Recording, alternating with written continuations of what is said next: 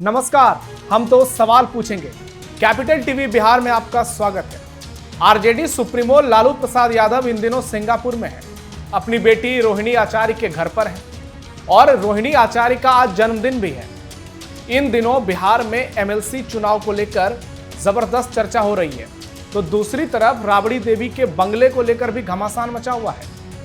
9 सीटें एनडीए के पक्ष में सीधे सीधे जाती हुई नजर आ रही हैं, तो दूसरी तरफ एक सीट आरजेडी के खेमे में जा सकती है अगर बिहार में ऑपरेशन लोटस नहीं हुआ तो। इस बीच लालू यादव सिंगापुर पहुंचे हैं और रोहिणी आचार्य ने आज 2 बड़े ट्वीट किए और उनके ट्वीट से पूरे बिहार में हड़कंप मच गया। आपको बताते हैं कि रोहिणी आचार्य ने पहला ट्वीट क्या किया। उन्होंने लिखा है, रिश्तों की भीड़ में परिवार ही सबसे अनमोल होता है। मेरे लिए परिवार सिर्फ एक रिश्ता नहीं बल्कि मेरी सबसे बड़ी ताकत है। जरा गौर कीजिएगा, रोहिणी आचार्य लालू परिवार से किस तरीके से नाराज होकर भागी थी, एयरपोर्ट पर क्या कुछ कहा था उन्होंने और तेजस्वी यादव पर क्या कुछ आरोप लगे थे। संजय यादव से लेकर रवीश निमत पर बहुत सारे सवाल उठाए गए, लेकिन आज रोहिणी कह रही है कि परिवार ही सबसे बड़ी ताकत है। उनका दूसरा ट्वीट सामने आता है, वो जन्मदिन को लेकर के है और जन्मदिन वो मना रही हैं। लालू प्रसाद यादव है, केक कटिंग चल रहा है और रोहिणी लिखती हैं, अपने जन्मदिन के इस विशेष दिन को अपने परिवार और अपने आराध्य पापा के साथ मनाकर मैं स्वयं को बेहद सौभाग्यशाली महसूस कर रही हूँ। जिनके होने से सुकून भरा और मुकम्मल जीवन लगता है, उनके साथ खुशियां साझा करने से घर सच में पूरा जहान लगता है। रोहिणी आचार्य ने आज 2 बड़े ट्वीट किए। इससे पहले 30 तारीख को उन्होंने एक और ट्वीट किया था जब लालू प्रसाद यादव सिंगापुर पहुंचे थे। तो रोहिणी ने लिखा था, हमारे घर आज भगवान आए हैं, हमारी छोटी सी दुनिया में हमारे चारों धाम आए हैं, उनके चरणों की धूल ने हम हमारे कृपा निधान आए। रोहिणी आचार्य पिछले कुछ दिनों से कुछ ज्यादा ही एक्टिव नजर आ रही हैं। एक तरफ रोहिणी और बिहार में तेज प्रताप। इस तस्वीर को जरा गौर से देखिए, कैसे रोहिणी आचार्य अपने पिता लालू प्रसाद यादव को खाना खिला रही हैं, रसगुल्ला खिला रही हैं। और तस्वीरों में आप देख सकते हैं लालू प्रसाद यादव सिंगापुर जो गए हैं तो बहुत सारी चीजें यहां से लेकर के गए हैं। आम की बात की जाए, मिठाई की बात की जाए, बहुत सारी चीजें वो रोहिणी आचार्य के लिए लेकर के यहां से गए हैं। और रोहिणी ने तो लालू प्रसाद यादव को किडनी डोनेट की है, ऐसे में वो उनके लिए सबसे खास हैं, ये बात हर कोई जानता है। लेकिन एमएलसी चुनाव से पहले लालू का सिंगापुर दौरा और पटना में रोहिणी आचार्य को लेकर अब पोस्टर लगाए गए हैं और उस पोस्टर में लिखा गया है, ना हौसला टूटा है ना हिम्मत हारी है, मैं लड़ना जानती हूँ, अकेले गद्दारों पर भारी हूँ, मैं लालू जी की बेटी हूँ, मेरा लहू बिहारी और रग में खुददारी है। आप समझिए कि सियासी पारा इस वक्त कहाँ है। रोहिणी आचार्य इस तरीके से ट्वीट कर रही हैं, लग रहा है कि आरजेडी की सबसे बड़ी नेता वही हैं। और दूसरी ओर तेज प्रताप यादव कह रहे हैं कि अगर मेरी मां से बंगला खाली कराना है तो पहले नीतीश कुमार से कराइए। तो लालू परिवार में चल क्या रहा है, एक बार फिर से लोग कंफ्यूज हो गए हैं। और इसी बीच खबर आ रही है कि तेज प्रताप यादव या फिर रोहिणी आचार्य में से कोई एक आरजेडी कोटे से एमएलसी बन सकता है। आज इसी पर चर्चा करेंगे, बिहार में जो सियासी घमासान चल रहा है लालू परिवार में। ऐसे में आज के डिबेट का सबसे बड़ा सवाल यही है, लालू परिवार में दंगल, सिंगापुर में रोहिणी का मंगल। और दूसरा सवाल, एमएलसी चुनाव पर एनडीए की तगड़ी तैयारी, अब की बार आरजेडी से किसकी बारी। आज इस मुद्दे पर चर्चा करेंगे। मेरे साथ बीजेपी से संगीता सिंह जी जुड़ी हुई हैं, बिहार से सीतामढ़ी से संगीता तिवारी जी लोक जनशक्ति पार्टी से जुड़ी हैं, चिराग पासवान की पार्टी से, और कांग्रेस प्रवक्ता रोशन सिंह भी हमारे साथ जुड़े हुए हैं कांग्रेस से, क्योंकि आरजेडी के प्रवक्ता आजकल हिम्मत नहीं कर पा रहे हैं हमारे साथ आने की। तो चलिए रोशन जी, शुरुआत आपसे ही करते हैं। रोहिणी आचार्य किसको गद्दार बता रही हैं और लालू प्रसाद यादव सिंगापुर गए हैं, वहां बड़ा खेल चल रहा है, कहा जा रहा है कि रोहिणी आचार्य एमएलसी बन सकती हैं, तेज प्रताप एमएलसी बन सकते हैं, इन दोनों में से कोई एक होगा। इस बार तेजस्वी की नहीं चलेगी, ऐसी खबरें हैं। सबसे बड़ी बात है आपने जो कहा कि भाई आरजेडी से किसकी बारी, बड़ा अच्छी बात है। हर कोई चाहता है राजनीति में कि भाई राजनीति में जो है हम आवे और हम एमएलसी बने, एमएलए बने, एमपी बने। सच बात है कि रोहित का भी मन है, तेज प्रताप का भी मन है, और भी लोग वहां कार्यकर्ता हैं जिनका मन है। ये बात लालू जी और तेजस्वी जी जानते हैं। उसके अलावा तो कोई इस बात का चर्चा दोनों बाप बेटे चर्चा करते हैं, उसके बाद आरजेडी के सिस्टम से जो भी उनका संसदीय टीम है उससे वो आरजेडी का एमएलसी का जो है चिट्ठा निकालेंगे। अब बात रहा रोहिणी की, आपने बहुत अच्छी बात कही कि रोहिणी जी ने ट्वीट करके अपनी बातें, जितनी बातें आपने पढ़ी, जितनी बातें आपने कही कि साहब ये बातें उसने बोले, ये सारी बातें पिता से संबंधित है। और सच है कि एक बेटी के लिए इस भारत में अगर सबसे कोई महान है तो वो पिता है। और तो रोशन जी, जी जी जी, उस वक्त पिता कहां थे जब रोहिणी को घर से मार पीट कर भगाया गया, गाली गलौज करके भगाया गया? क्या आज डैमेज कंट्रोल करने की कोशिश हो रही है कि लालू प्रसाद यादव देख रहे हैं इस वक्त परिवार की स्थिति बहुत खराब है, पार्टी टूट रही है, तो चलो रोहिणी ने हमें किडनी डोनेट किया है, उसके लिए अब कुछ करने की बारी है? ये भारत है, ये भारत है नवेंदु जी। और भारत में बराबर सोचना है कि सदियों से जो होते आया है, सदियों में जब पीछे जाएंगे, वर्तमान में जाएंगे, आप देखेंगे कि आज जो हस्तिनापुर, जहां पर आपने देखा होगा कि बहुत से लोग चुप बैठे थे, हो सकता है लालू जी उसी भीष्म पितामह की तरह, उसी विदुर की तरह, उसी द्रोणाचार्य की तरह चुप बैठे होंगे। कुछ लोग उनके पारिवारिक सिस्टम को जो है नहीं समझ पाए होंगे कि परिवार में इनकी एकता अंदर जो है कितने अच्छे ढंग से लोगों में है। आप बराबर फोटो देखते होंगे, नौवों बेटियों का फोटो, नौवों ये सारे बच्चों का फोटो। हो सकता है नहीं, तो इराज के जन्मदिन पर गायब थी रोहिणी आचार्य, गाजियाबाद नहीं पहुंची, और अब उनके जन्मदिन पर लालू प्रसाद यादव जा रहे हैं। यानी रोहिणी नाराज तो थी, और लालू प्रसाद यादव इस बात को समझते हैं कि इतनी बड़ी कुर्बानी रोहिणी ने दी है मेरी, मतलब आज लालू प्रसाद यादव जिंदा हैं तो रोहिणी की वजह से हैं। तो अब राबड़ी देवी तेज प्रताप के लिए अड़ गए हैं और लालू प्रसाद यादव रोहिणी देवी को लेकर, रोहिणी आचार्य को लेकर सक्रिय हैं। तो इन दोनों में से ही किसी एक का नाम टिकट के लिए फाइनल होने वाला है। नहीं, हम फिर वही बात, आप अभी जो आप सीन देख रहे हैं वो सीन कोई नया नहीं है। वो सीन कह दिए कि भाई बहन में कहीं भी मतभेद हो सकता है, कोई दुनिया का पार्टी हो, परिवार हो, दुनिया हो, रिलेशन गलत हो सकता है। पिता और बेटी का जो अंदर का जो प्रेम है वही आपको सामने दिख रहा है, इसमें कहीं कोई राजनीति नहीं है। इसका जो आप एमएलसी चुनाव से देख रहे हैं, एमएलसी चुनाव में तेज जाएं कि रोहिणी जाएं कि कोई कार्यकर्ता जाएं, क्या उसका निकलेगा चिट्टा? कांग्रेस समर्थन करेगी रोहिणी आचार्य या फिर तेज प्रताप यादव को अगर वो आरजेडी के कोटे से आते हैं तो? देखिए, मैं कांग्रेस की बात, आप बहुत अच्छी बात आपने कही कि कांग्रेस की बात अगर करते हैं, महागठबंधन का जो भी उम्मीदवार होगा कांग्रेस उसके साथ खड़ा है, मुस्तैदी से। राहुल जी खड़े हैं मुस्तैदी से। हाँ, आप तो पिछले बार भी खड़े थे, 3 एमएलए आपके गायब हो गए।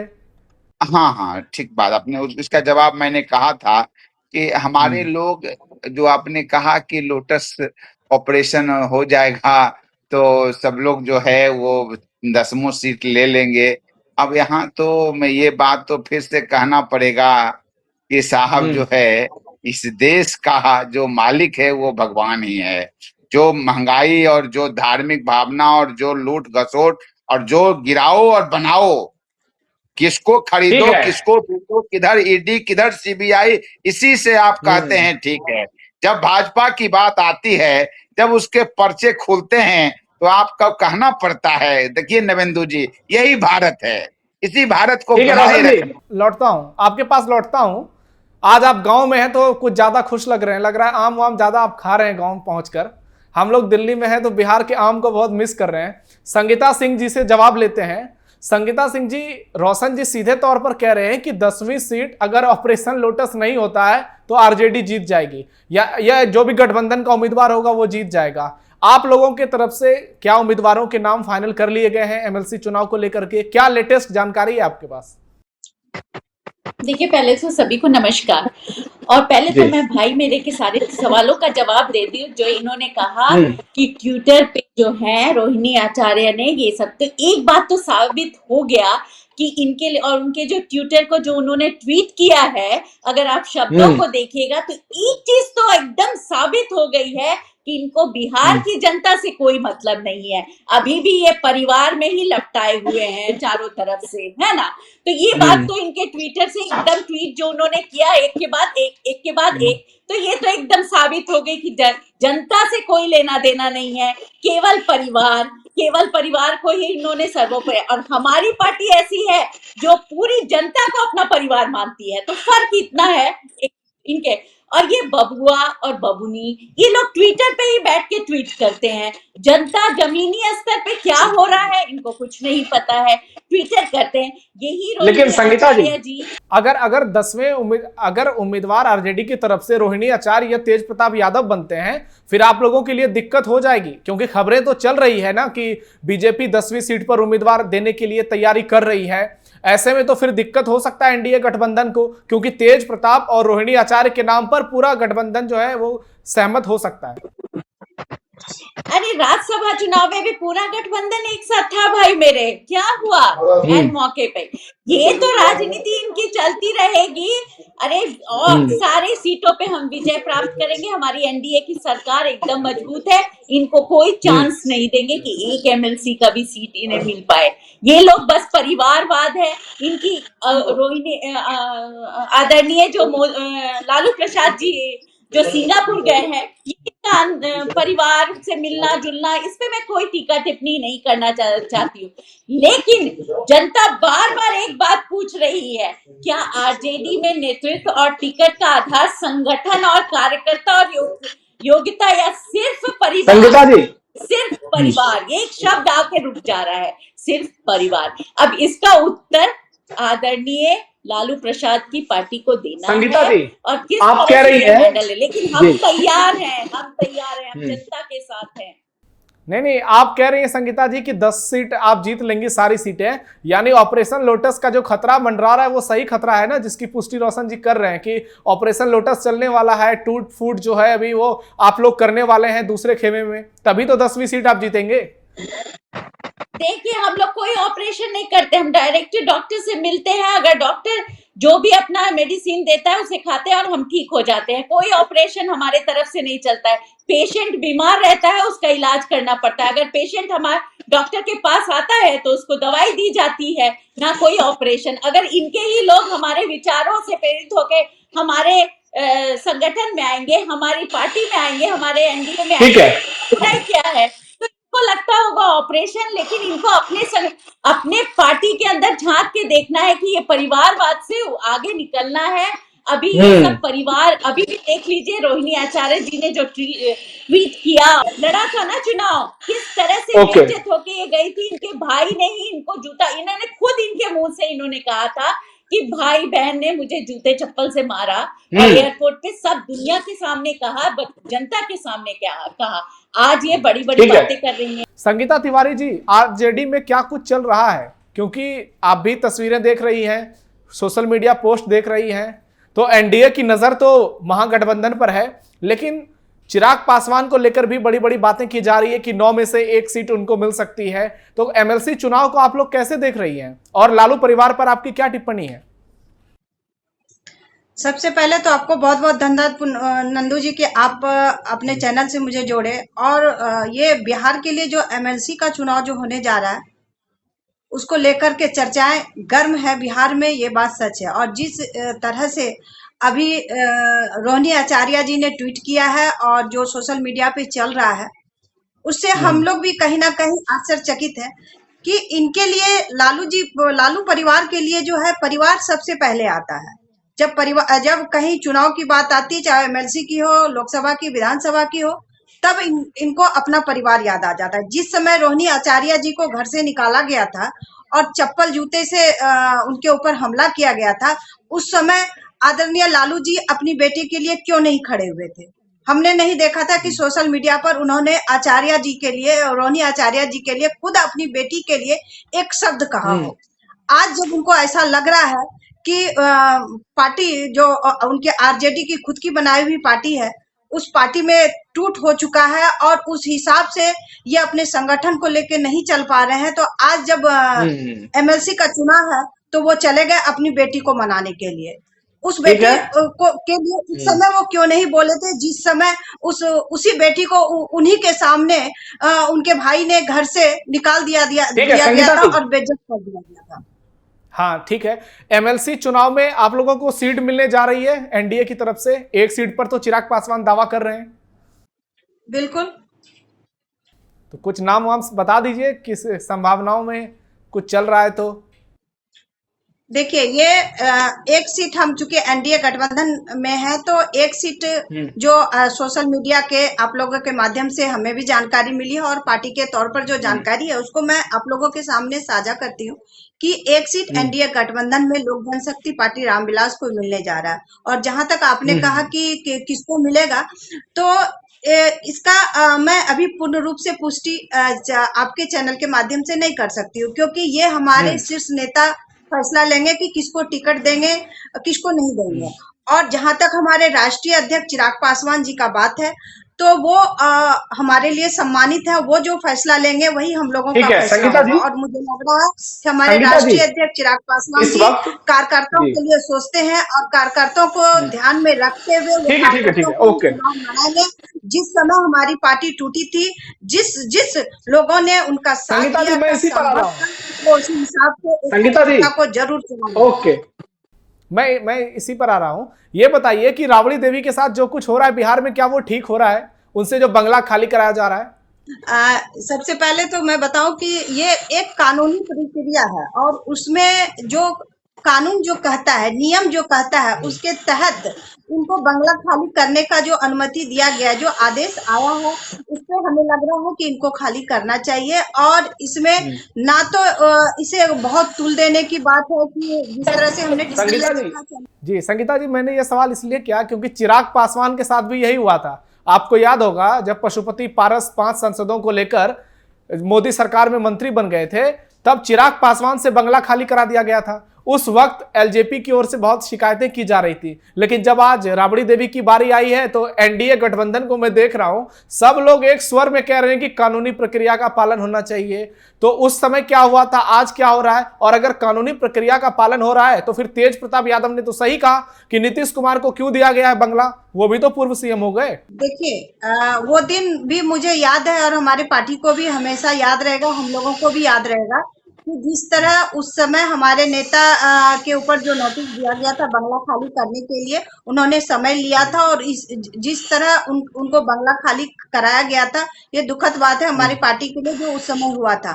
लेकिन फिर भी हमारे राष्ट्रीय अध्यक्ष चिराग पासवान जी ने कानून ने जो नियम जो कहता है उसके तहत उन्होंने बंगला को शांतिपूर्वक खाली कर दिया था। इसमें कोई संदेह नहीं है। उन्होंने कोई इसमें आपत्तिजनक बात भी नहीं कही थी और कोई हंगामा भी नहीं किया था। जिस तरह राबड़ी देवी जी कर रही हैं, ये गलत है। इसीलिए बाद में उनको मोदी का हनुमान कहा गया और नीतीश कुमार को उन्होंने बड़े पैमाने पर नुकसान पहुंचाया था। इस बात से नीतीश जी बेहद आक्रोशित थे और नीतीश जी के दबाव में ही बंगला खाली कराया गया था। संगीता जी, चलिए ठीक है, आपके पास मैं आऊंगा फिर से। संगीता सिंह जी कुछ कहना चाह रही थी, प्लीज आप जवाब दीजिए। देखिए, आपने कहा ना कि ये जो इन्होंने खाली क्यों नहीं कर रही हैं। अरे ये लोगों का मैं बताऊं, आरजेडी की जो नीयत में ही खोट है।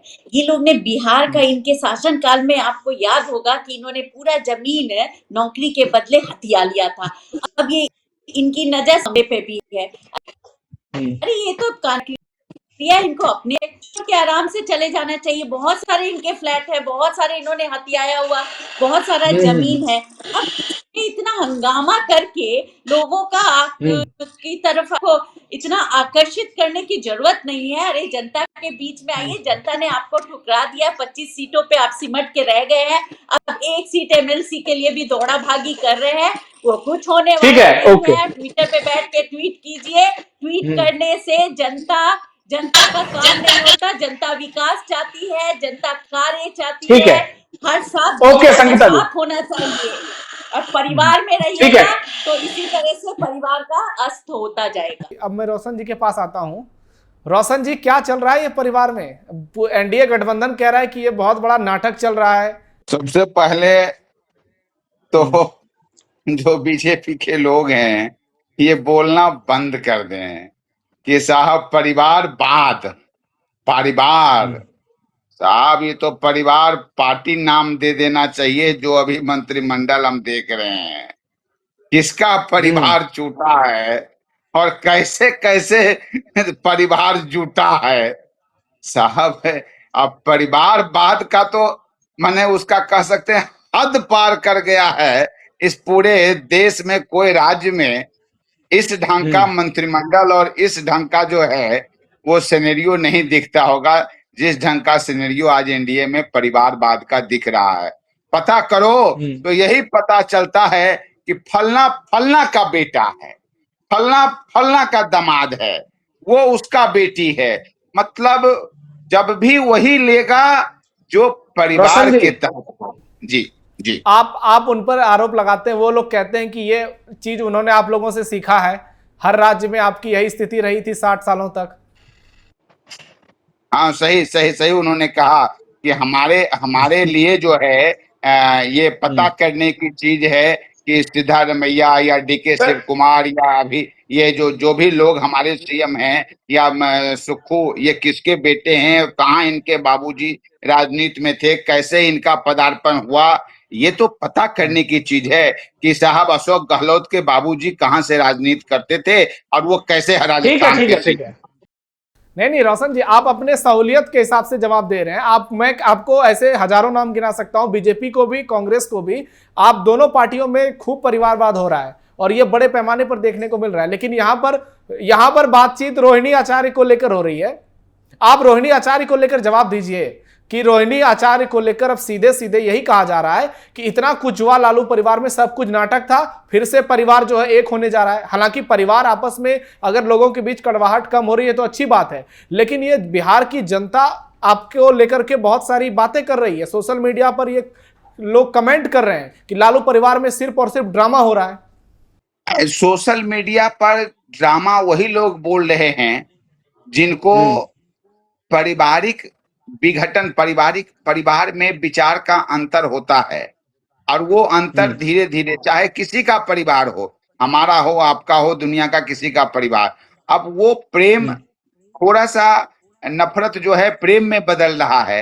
अगर आपसी वो लोग एक हो रहे हैं, इस सिस्टम को ड्रामा कहना, ये तो अब इस सोशल मीडिया के ऐसे लोगों को क्या कहा जा सकता है या क्या उनकी मानसिकता है इस पे तो। लेकिन ये परिवार में जो नफरत और प्रेम है ये समय पर। ठीक है जी जी ठीक है। एक लास्ट सवाल, इस बार जो एमएलसी चुनाव के लिए विधायक वोट डालेंगे, पिछली बार तो आपके 3 विधायक गायब हुए थे, इस बार कितने होंगे?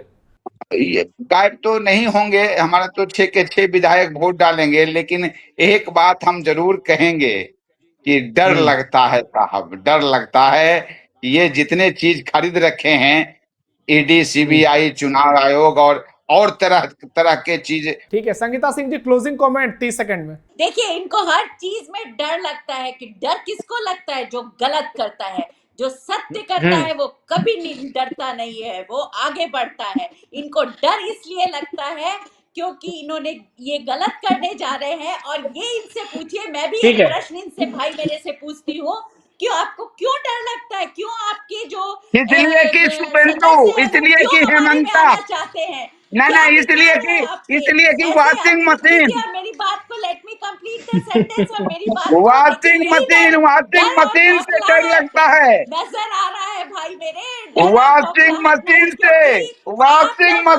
डर लगता है।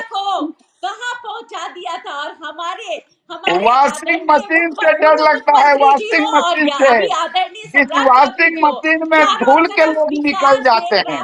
बिहार वो बौखलाहट अब तो एकदम समाप्त है। आरजेडी एकदम, जो आरजेडी रह गई है ना, वो तो कांग्रेस को भी कह रही थी कि कांग्रेस मुक्त भारत। आपके प्रधानमंत्री चिल्ला रहे थे कि कांग्रेस मुक्त भारत। कांग्रेस का तो अस्तित्व ही खत्म वो हो गया तो दिख रहा है सब, वो तो दिख। संगीता जी ओके ओके ओके, बहुत बढ़िया। आप लोग अपने अपने हिसाब से अपनी अपनी बातें रख रहे हैं।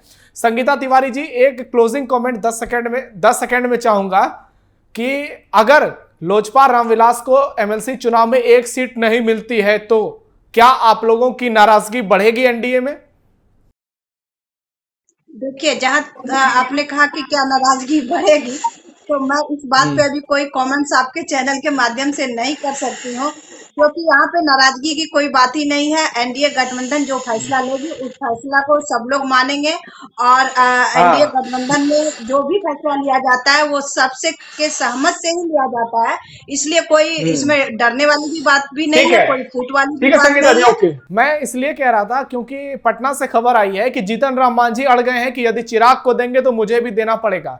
हालांकि मांझी जी के बेटे को समझाया गया है कि आपके बेटे जब वापस से रिपीट होंगे तो हम उनको रिपीट करेंगे, लेकिन जीतन राम मांझी अड़े हुए हैं। ऐसे में यह भी हो सकता है कि चिराग पासवान की पार्टी को भी ना मिले, लेकिन फिलहाल जो संभावनाएं नजर आ रही है, 9 सीटों में 3 सीट जेडीयू के खेमे में जाएगी, 3 सीट बीजेपी के खेमे में जाएगी, 1 सीट आरएलएम को दीपक प्रकाश जो उनके बेटे हैं उपेंद्र कुशवाहा के उनको मिल सकती है, और 1 सीट चिराग पासवान की पार्टी को मिल सकती है। 1 सीट को लेकर के अभी सस्पेंस बरकरार है। हालांकि नीतीश कुमार वाली जो सीट है उपचुनाव की वो भी जेडीयू के खाते में जाएगी, यानी 4+3 हो रहा है, बीजेपी प्लस जेडीयू 7 और 2 सीट इधर। तो ऐसे में देखना ये होगा आखिरी सीट पर क्या कुछ होता है। आप सब चर्चा में हमारे साथ जुड़े, संगीता सिंह जी आपका बहुत धन्यवाद, संगीता तिवारी जी आपका भी बहुत धन्यवाद, और रोशन जी आपका भी बहुत बहुत धन्यवाद। तो अब देखना यही होगा, रोहिणी आचार्य से मिलकर जब लालू प्रसाद यादव भारत लौटते हैं तो फिर क्या कुछ ऐलान होता है। 6 जून को लालू यादव की वापसी है, और हो सकता है कि आरजेडी कोटे से तेज प्रताप यादव या फिर रोहिणी आचार्य के नाम का ऐलान हो जाए एमएलसी सीट के लिए। आपकी राय क्या है कमेंट बॉक्स में जरूर बताइए। फिलहाल के लिए हम तो सवाल पूछेंगे में इतना ही। धन्यवाद।